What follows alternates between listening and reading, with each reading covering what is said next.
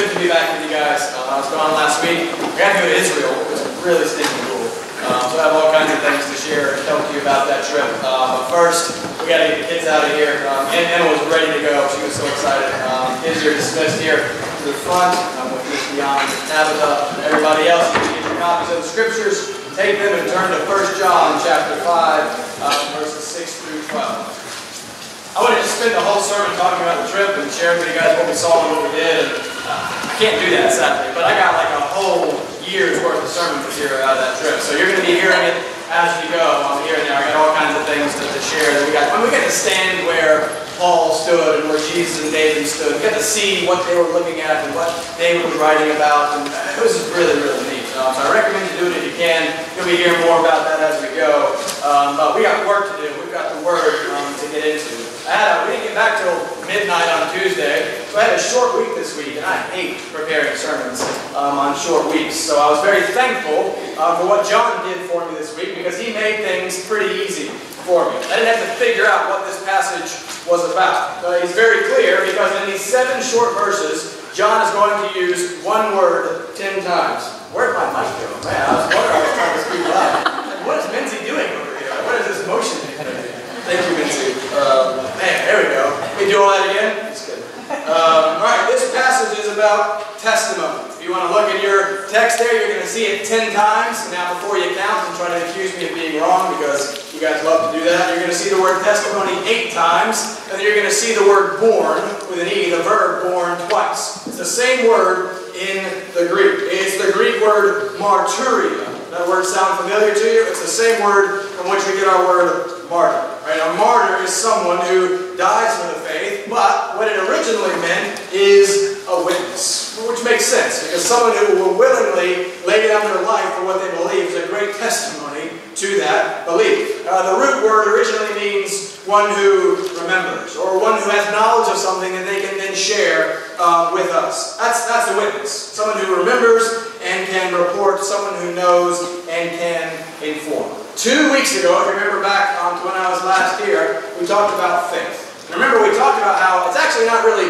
faith that is that important. Remember, it's not the faith that's important, it's the object of that faith that is important. Right? What is your faith placed upon? Your faith is only as good as its object. It's not that you believe, everyone believes something. It's not that you believe, it's what you believe that matters. For example, if you were to place your faith in me to reply quickly to a text that you send me, then your faith is poorly placed. Because no matter how I work at it, for some reason, I'm just terrible at replying to text quickly. Right? My failure to do so, my history of being a poor text responder, is a witness, it is evidence that your faith was poorly placed in me to respond to your text. But if you place your faith in me to, whenever I teach, to teach God's Word and to proclaim the Gospel, well, then I would argue that your faith is fairly well placed, because I think my record of preaching from the text of Scripture every single time I preach, from taking that text of Scripture and connecting it to the Gospel, that's good evidence or testimony that your faith is well placed there in that respect. So, not faith itself, but where are you placing your faith in? We've been talking about how you can know that you are a Christian. That's what this book is about the evidences of your faith. Well, today we're talking about why. We're talking about the evidences of the faith. Why should you believe in Jesus? I'm constantly telling you to trust in Jesus. But listen, whenever someone tells you to believe something, I want you to always ask, why? I'm by nature a skeptical person. If you tell me something, I'm probably going to grab my phone and go back somewhere and check Google and make sure that thing is true. Right? I want to know.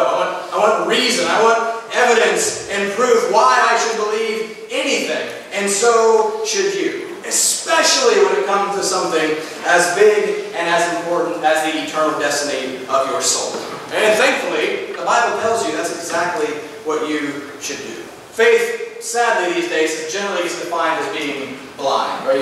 Blind faith. Faith is a blind belief in the dark. It's believing in something that you don't have good reason to believe in. Richard Dawkins, you've heard of him, right? The big atheist, Oxford professor, writes a lot of books. This is what he writes in one of those. He says, faith is the great cop-out. It's the great excuse to evade the need to think and evaluate evidence. Faith is belief in spite of evidence. That's what he says faith is. Well, apparently he has never actually read what the Bible says about faith, because faith in the Bible is never blind. The Bible never once asks us to just believe. It is very concerned with giving us good and solid reason why we should believe. And that's what John is going to do here in this passage. He's going to give us three witnesses, three testimonies, it's the same word, to Jesus. Three reasons why you should and can believe in Him. So we're going to look at those three witnesses, and then we're going to close by briefly looking at the result of what happens when you do believe those three witnesses. And the result is going to be life, which is something that we all, I think, desperately desire. So here's the sermon. In one sentence, you're going to say, the way to life, which is what we all want, the way to life is faith, and the way to faith is testimony. And that's what John is going to say here. But let me read it for you first. Let's read through the text, and then we'll start to walk through it. 1 John chapter 5, I'll read for you verses 6 through 12. This is God's Word. This is He who came by water and blood, Jesus Christ. Not by the water only, but by the water and the blood. And the Spirit is the one who testifies, because the Spirit is the truth. For there are three that testify, the Spirit and the water and the blood. And these three agree. If we receive the testimony of men, the testimony of God is greater. For this is the testimony of God, that He has borne concerning His Son. Whoever believes in the Son of God has the testimony in himself. Whoever does not believe God has made him a liar, because he has not believed in the testimony that God has borne concerning His Son. And this is the testimony that God gave us eternal life, and this life is in His Son. Whoever has the Son has life. Whoever does not have the Son of God does not have life. Bow with me, let's begin our time with a word of prayer. Father, I want to thank You for the testimony that You have preserved for us in Your Word. Father, we know that it is living and that it is active, that it is very powerful. So we ask right now that Your Spirit would work through Your Word, that my words would not be the focus, but that Your Word would be. Father, I pray that we would see Jesus Christ. I pray that we would understand what these testimonies are and why they give us good and solid reason to believe and to trust in Him. Father, help us to understand. Give us eyes to see. Give us ears to hear. Father, I pray that we would better know You and better love You as a result of this time in Your Word. We pray that Christ would receive all the glory, and we pray this in His name. Amen.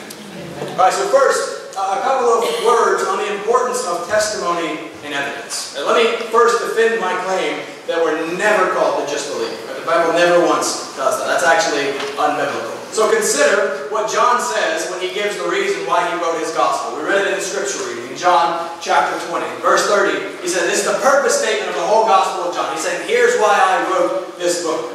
Now Jesus did many other signs in the presence of His disciples, which are not written in this book, but these are written so that you may believe that Jesus is the Christ, the Son of God. Right? John doesn't say, oh, this is Jesus guy, just, you need to believe in Him, trust me. No, he writes an entire book recording 3 years of the life of Jesus as a testimony to who He is, as evidence of why we should believe in Him. In John 14:11, Jesus says the same thing. He says, believe me that I am in the Father and the Father is in me, or else believe on account of the works themselves. So fine, listen, look, if you don't believe me, look at what I'm doing. Look at these miracles. Look at the things that I am able to accomplish. I've healed the lame. I've given sight to the blind. I've brought the dead back to life. I've demonstrated my power over nature, fed thousands with a couple of loaves, taught with an authority that you've never heard of. What else do you need? Like, Jesus is giving them reasons to believe. His miracles are witnesses to who He is. John doesn't call them miracles in his gospel. He calls them signs, because they point to Jesus. They give testimony to Him and prove that He is who He claims to be. Guys, listen, Christianity is a historical faith. Right? It is based on fact and evidence and reason. If all of those things about Jesus are true, then He is the most important person who ever lived, and you desperately need to know Him. If these things of Jesus aren't true, then it doesn't matter at all. We're wasting your time. Leave. Don't pay attention. He either rose from the dead, and if He did that, then He is God, and He has done what He said He has done, or He didn't rise from the dead, and He's worthless, and He's a fraud. Right? It's based in history. It's based in evidence and facts like no other religion is based upon. You can go back and study and look and say, who was this man and what did he do? Bible gives you wonderful testimony to Jesus. Is your faith based upon those things? If I were to just grab you right here and pull you up on the stage really awkwardly and say, all right, Sam, why do you believe in Jesus? Right? Could you make a good and well-reasoned case? Right? Could you fulfill 1 Peter 3:10, which is always be prepared to make a defense to anyone who asks you for a reason for the hope that is in you? Why should you believe in Jesus? Well, John's going to give you 3 witnesses, 3 reasons why you should. In verse 7, he says that there are these three that testify. But first, we have to take a momentary detour because the text demands that we do. If you're following along in the King James Version, and Jen's going to put it up on the screen here, you're probably wondering why in reading the ESV I skipped an entire phrase. I want you to notice in the ESV at the top there, it's very, very short. And then notice how the King James there is very, very long. So the beginning is the same, where there are 3 that bear record in heaven. That's the same as there are 3 that testify. But then it keeps going, the Father and the Word and the Holy Ghost. And these 3 are one. Wait a second. That's a pretty big difference right there. But we've got to address this because this is the test of orthodoxy for some people. Because of basically because of this verse, I've heard King James people refer to the ESV as the English substandard version. That's pretty funny. I think they're wrong. It's humorous, at least. But they're wrong. Why are they wrong? What's the difference here? We have in the King James this wonderful affirmation of the Trinity. And then you have the ESV, which completely leaves it out. And considering the fact that I preach from the ESV and encourage the ESV as the superior translation, what in the world do we do with this? Right? Why does the ESV not have this phrase? Well, let's stick with our theme of testimony, of witness, and of evidence. I'm just going to apologize up front that I'm probably not going to explain this as well as I should. I'm trying to be really, really careful with this, so just bear with me and give me some wiggle room here. What you're holding in your Bible, in your hands, is an English translation of the Bible. You know the Bible is now written in English. English did not exist. The New Testament was written 2,000 years ago. The New Testament was written in Greek. What you hold in your hands is a translation from that Greek into English, or whatever language you're reading it in. However, we do not possess a single original copy of any book of the Bible. Is that a problem? No, that's not a problem at all. Because what we do have are thousands upon thousands upon thousands of copies of those originals. So what we do is we get all these thousands of copies, we lay them down side by side, and we study them. And then we can confidently get to what the originals said. This is referred to as textual criticism. It sounds negative. It's not negative. It doesn't mean like attacking the text or complaining about it. It means studying it and examining it and looking at the text. And in textual criticism, here's the basic general rule that you need to know: the older, the better. Right? If we're, you know the game of telephone? You know that game? Right? You sit in a circle and someone has a sentence. And they say the sentence and they whisper to the next person. They whispers around 40 people or something. By the time it gets back to the original person, right, it sounds like something completely different. Right? Who knows how that possibly happened. Well, if you're playing that game, the closer you go back to the original person, right, the more accurate the phrase is going to be, right? That just makes sense. That's common sense, right? Well, it's the same with the Greek manuscripts. The older, the better. And that's the problem with the extra part here that you have in the King James. Now let me affirm this again. Use the King James and read the King James. It is a good and solid translation, and you should trust it and depend on it. There's like one or two or a minor handful of these things or these issues where there are these minor differences. But that does nothing to undermine the confidence in God's Word. But what's a bit ironic is that the King James is the oldest translation, but it is based on the newest Greek manuscripts. Right? The ESV is the newest translation, but it is based on the oldest Greek manuscripts. Does that make sense? Are you following me? The King James is based on a Greek text called the Textus Receptus, compiled by this guy named Erasmus in the 16th century. And when he made that Greek text, he had about 6 manuscripts that he was working from. That was 500 years ago, right? In that 500-year period, we have found thousands, more manuscripts. And not only more manuscripts, but manuscripts that go back hundreds and hundreds and hundreds of years earlier than any of Erasmus's manuscripts. Right? Does that make sense? The problem is that that whole long part there in the King James doesn't show up in a single old Greek manuscript. Right? For over 1,200 years, that phrase never once shows up in the Greek. Well, listen, that's a problem. It's because it's simply not there. It just pops up. So for over 1,200 years, that doesn't exist, and then it's there. Well, that's an issue. If we're playing the game of telephone and the phrase is Mincy likes to eat balut or something like that, okay, that's a good phrase. Start passing it along. But if we get somewhere down the line, it's like the phrase is now Mincy likes to eat balut, and so does Pastor Shores. Wait a second. We know that, first of all, that's not true.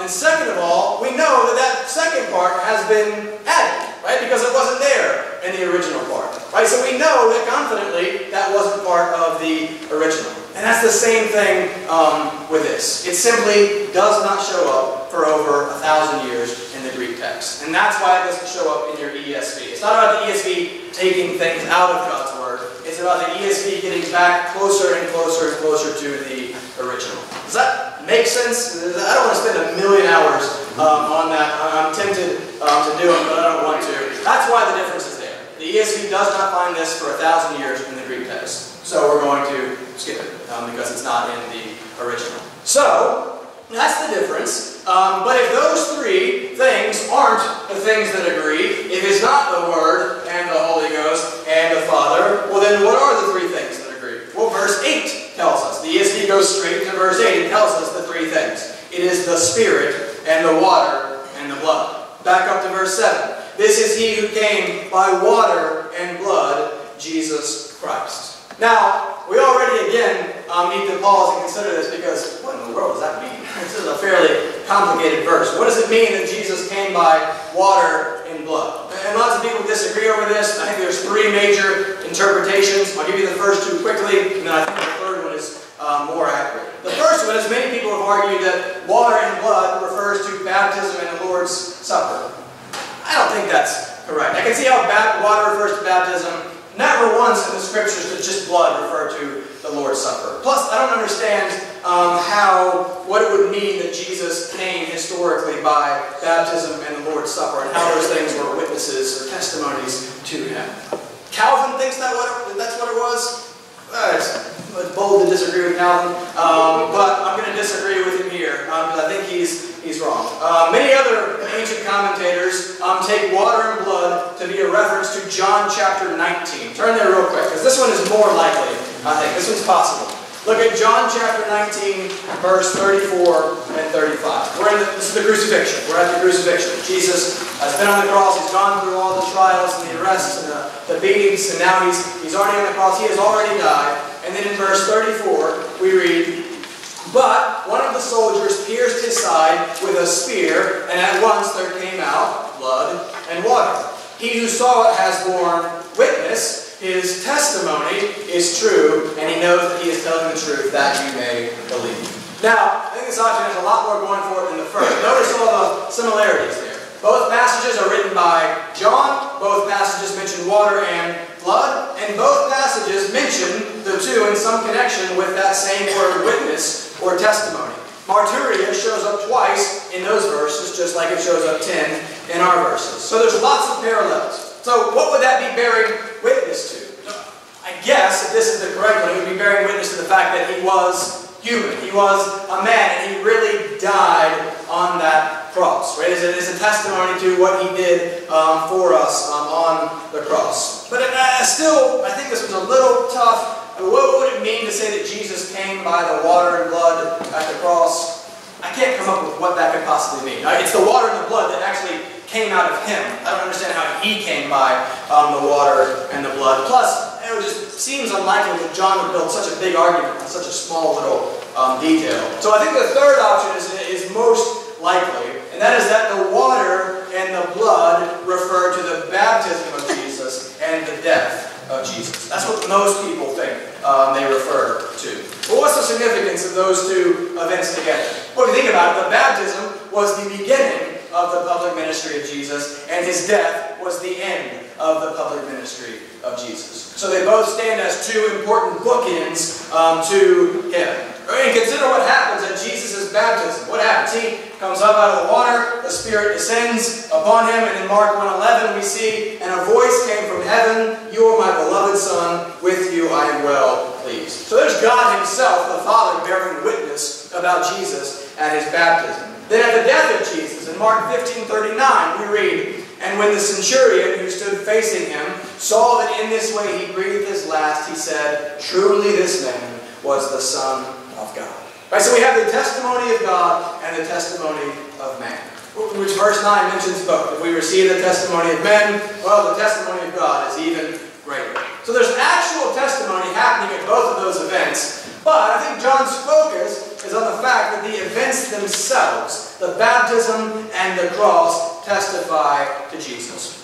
We've talked, remember, we've got one more week in 1 John. We're done with 1 John next week. So we've talked a lot about how John is writing this letter in part to combat this growing false teaching that was starting to infiltrate into his churches. We don't know the exact nature of that false teaching, but we can get we've got a pretty good idea. There was one particular guy whose name was Cerinthus. C-E-R-I-N-T-H-U-S. It's a really cool name. And some traditions hold that John is writing the letter of 1 John specifically to oppose Cerinthus' teachings. We can't know that for sure, but it's a possibility. But one of the important early church fathers was a man named Irenaeus. When he was young, he got to sit at the feet and study under a man named Polycarp. Have you ever heard of him? He's really, really important. Polycarp is important because he's the first kind of person, he's the first link to the actual church age. Polycarp was a student of John himself. Polycarp studied under the author of this letter, which is really, really neat. He got to learn at the feet of one of the apostles. Well, Polycarp's student, Irenaeus, writes that his guide, Polycarp, told a story once about John, that John so disliked Cerinthus that one time John entered into a bathhouse. We had to see a bunch of those on the trip. Looked like a really cool place to go hang out and relax. So John once goes into this bathhouse, and he sees when he walks in that Cerinthus is already there. And then Polycarp says, because he says he was there, Polycarp says at that point John ran out of the room yelling, "Let us flee, lest this building fall down, for Cerinthus, the enemy of truth, is inside." That's pretty funny. If that actually happened, John seems like a pretty funny guy with a good sense of humor, right? But there was some sort of something between these two guys. And so if John is writing here in response to Cerinthus, or what he was teaching, then this third interpretation makes even more sense. Notice that he says they came by water and blood, not by water only. That implies to us that the false teachers would agree that Jesus came by water.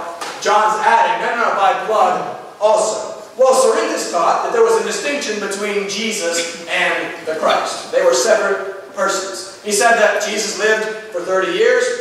He was good, he was important, and at the baptism of Jesus, what actually descended was not the Spirit, but was actually the Christ. So at Jesus' baptism, he becomes the Christ. That's him coming by the water, and they would agree by that. But Cerinthus also then taught that before the death of Jesus, because remember, these guys think, oh, God can't die, God can't suffer, there's no possible way. So Cerinthus then teaches that right before Jesus goes to the cross, the Spirit of Christ ascends and leaves the man Jesus, and it's just Jesus, this guy, who's up there dying on a cross. Right? That's what Cerinthus taught. That's why John's saying, no, Jesus came by water and by blood. He's saying that he was fully God and fully man from beginning to end. Right? And notice, John is really serious to combat this false teaching because that is so dangerous. If it's not Jesus Christ, the God-man, up there dying on that cross, then we are all in a whole lot of trouble. Right? So John is concerned to say, no, look, right? This is the one. These are the witnesses to him. We saw his baptism. We were there. We heard the voice of God. We saw his death. We saw him die on that cross. And we are testifying to you that he was a real man, but not just a real man, but also God himself come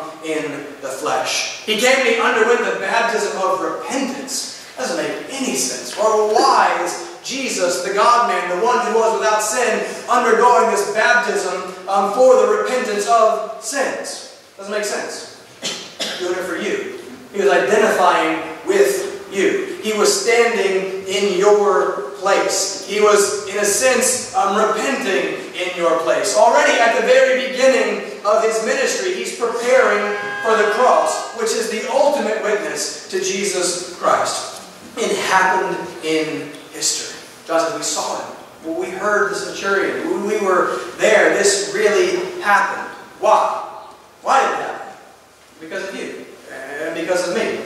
Because of our sin. Jesus came for the express purpose of living and dying for you in your place because of your sin. John is saying, listen, we saw it. We're testifying to you about this. And if this stuff is true, if this stuff actually happened, then there is nothing more important than what you do with Jesus. John is giving you every reason to believe. But there is yet another witness. There's another testimony that he gives at the end of verse 6. He writes that the Spirit is the one who testifies because the Spirit is the truth. I love that. Don't miss that. That's really important these days. The Spirit is the truth. 15 years ago, there was a game, a basketball game up in the Garden. The Celtics were playing the Lakers. And it was Shaq when he was on the Lakers. It was 15 years ago, and at this time there was this player named Paul Pierce who no one knew about yet. He wasn't that important. He wasn't that significant. He was new to the league, and he just went off. And he scored 42 points, 13 of 19 shooting, and just crushed the Lakers. This scrub. And Shaq was so impressed that he went and he grabbed one of the reporters for the Boston Globe and started just kind of ranting and raving about how great Paul Pierce was. And he says, this guy is the truth. And it stuck for his entire career. He was made by Shaq there in that moment. It was really, really neat.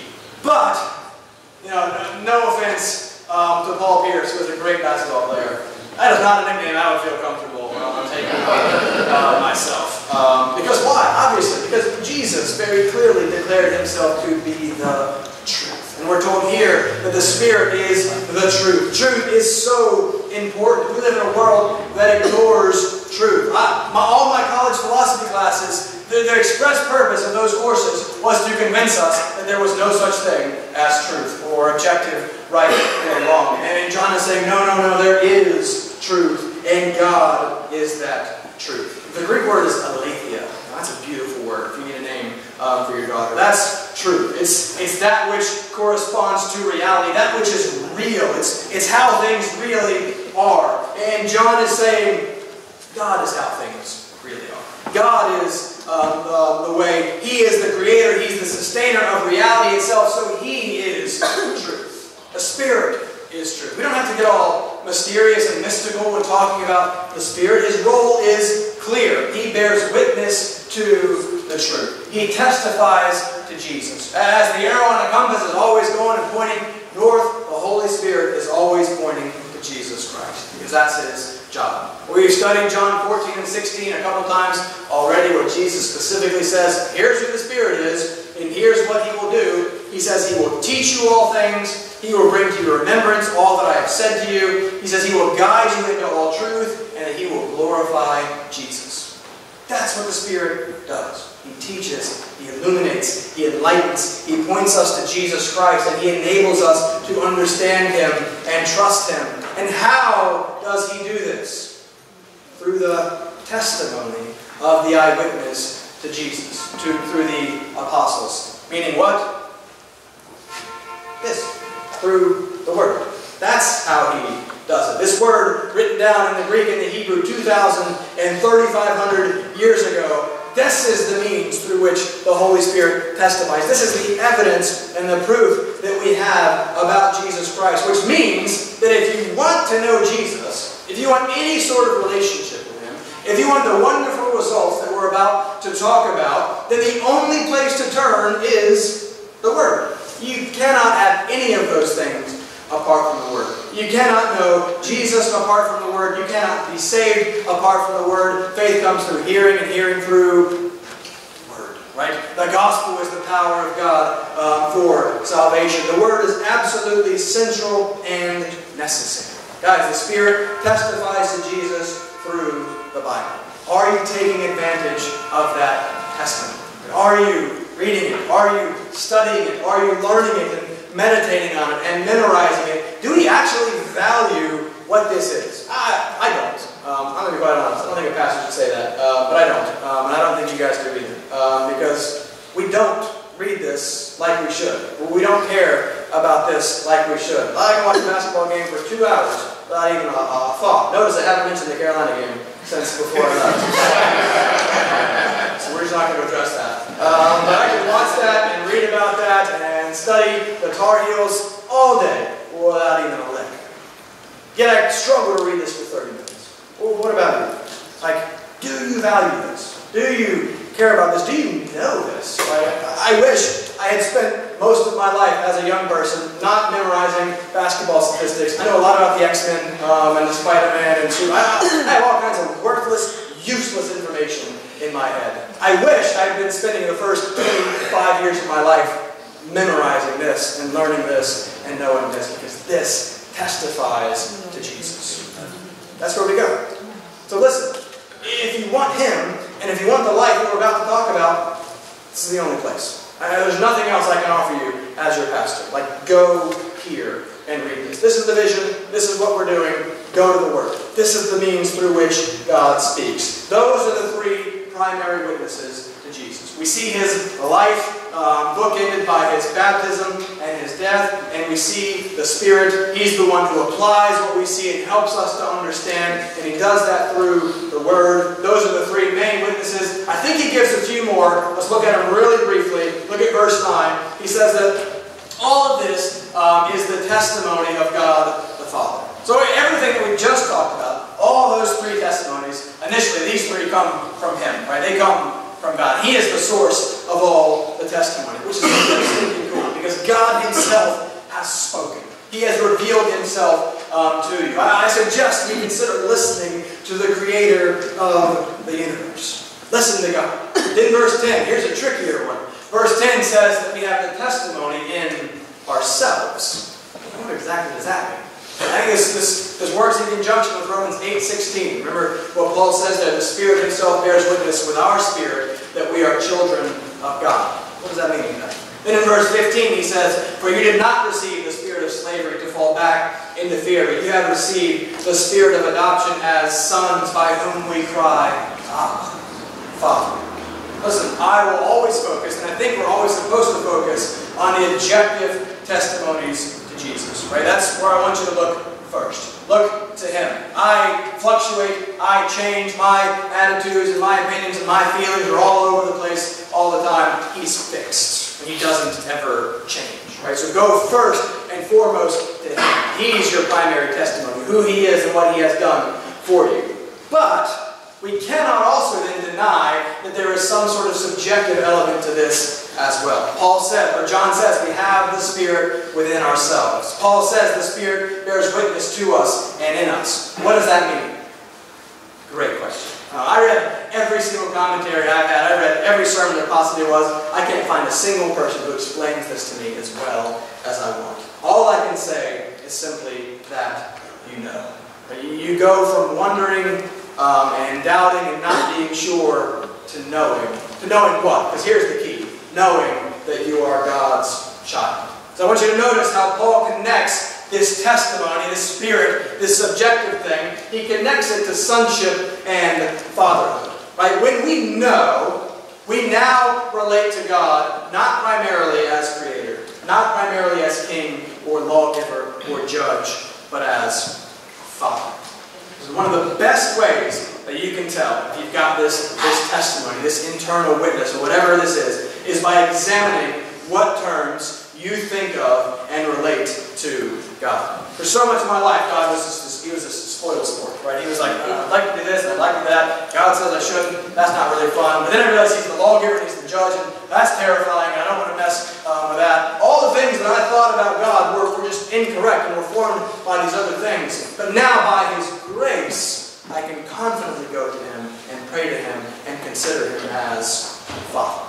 Let me quote J.I. Packer again in length, because I'm trying to convince you to read it, quote, Knowing God. It's so good. Read it. This is what he writes. J.I. Packer says, you sum up the whole New Testament religion if you describe it as the knowledge of God as one's holy Father. If you want to judge how well a person understands Christianity Find out how much he makes of the thought of being God's child and having God as his Father. If this is not the thought that prompts and controls his worship and prayers and his whole outlook on life, it means that he does not yet understand Christianity very well at all. For everything that Christ taught, everything that makes the New Testament new and better than the Old, everything that is distinctly Christian as opposed to merely Jewish, is summed up in the knowledge of the fatherhood of God. Father is the Christian name for God. Our understanding of Christianity cannot be better than our grasp of adoption. That's beautiful. Listen, Muslim people, Islam is very offended by how intimately we talk about God. No, you can't talk about him like that. He's the great, he's the transcendent one, he's the almighty, all-powerful one. Absolutely, God is. But he's also the great transcendent one who has descended down to us and revealed himself to us. He has adopted us. He has made us his children. And your understanding of that concept and your experience of that concept is going to go a long way to determining how you relate to and understand him. Do you know him and think of him as Father? I watched the Creed movie on the airplane, flying back. Creed, the box up like Rocky 8, whatever number it is. That movie was wonderful. But a lot of what undergirded that movie was father issues. Here's a son who lost his father early in life. Before he was even born, he did not have that father. And much of what drove him was that loss and that no father. I know that some of us, I have a wonderful father, by God's grace. I know that some of us have had bad experiences with fathers. But that is just a testimony to the fact of how important fathers are. Right? And if you have not experienced that as you would hope you would, listen, here's the solution. Here is the ultimate Father, the heavenly Father. The priest that we went with on this trip wanted me to call him Father. I was like, I'm not comfortable with that. Because God is our Father. He has made us his children. That is a wonderful truth that I want you to know and to understand. These are the witnesses and the testimonies that John is giving you. He has given you the baptism, the water, the blood, the cross. He's given you the Spirit. He's given you the Father himself. He's given you the testimony in yourself. He's saying there are ample reasons to believe that Jesus is the Christ and the Son of God. And the results of believing those witnesses are well worth it. If you'll notice the time, I'm sure. I sent the email outline before I was done, so no time for number 2. Get over it. But let's close by briefly looking at how John wonderfully ends this passage. Look at verse 11. This is beautiful. This is the testimony that God gave us eternal life, and this life is in his Son. Whoever has the Son has life. Whoever does not have the Son of God does not have life. Those are the stakes. The consequences of believing or rejecting God's testimony could not be any higher. Your eternal destiny depends on what you do with the testimony that you have just heard. Guys, nobody wants to die. We got a good split between younger and older people. Younger people, we never think about death. We think we're invincible. We think nothing's ever going to happen to us. But listen, death is terrifying. And death is frightening and scary. No one wants to go through that. Especially not spiritually or eternally. Because Paul tells us there's a second death. A death that is far worse than the first. What do we do about that? Well, back, don't turn there, but John's purpose statement back in the gospel that I read for you, he says, he wrote these things so that you may believe, and then he continues, and that by believing you may have life in his name. That's what this is about. That's what God is offering. He is offering life. There is a direct parallel between Jesus Christ and life. We talked about truth, but we've talked about life, we've talked about the way to get there. What does Jesus say? That I am the way, the truth, and the life. And if you want life, it's only found in him. That's the thing that we all want. Thus, that's the place where we all need to go. And John 10:10, Jesus said, it's not just life. He said it's life abundant. Everything that is good about this life, just greatly multiplied. Everything that is bad about this life, utterly done away with. As Jesus says in his promise in Revelation 21, that he will wipe away every tear. Death shall be no more. Neither shall there be mourning, nor crying, nor pain anymore. Only life, goodness, joy, relationship. That's what Jesus brings. Life we can barely begin to imagine. Life that we would be insane not to pursue with everything that we have. God has shown us the way. Jesus Christ, attested to and confirmed by many witnesses. So the way to life is faith, and the way to faith is testimony. So listen, read, and believe. Read and believe and trust in Him. Let me close by reading you one short verse. This is Moses in Deuteronomy 30. The people are poised, Israel is poised to enter into the promised land. Moses is not going to get to go with me. So these are some of Moses' last words encouraging them. Here's what he says. Moses says, I call heaven and earth to witness against you today that I have set before you life and death, blessing and curse. Therefore choose life, that you and your offspring may live, loving your God, loving the Lord your God, obeying His voice, and holding fast to Him, for He is your life. Is Jesus Christ your life? That's an important question. Life is only to be found in Him. And this is where you find it. Go to the testimony. Read it. Let's close with a word of prayer. Father, we thank you for your word. Father, we thank you that it is true. Thank you that it is living. Father, we thank you.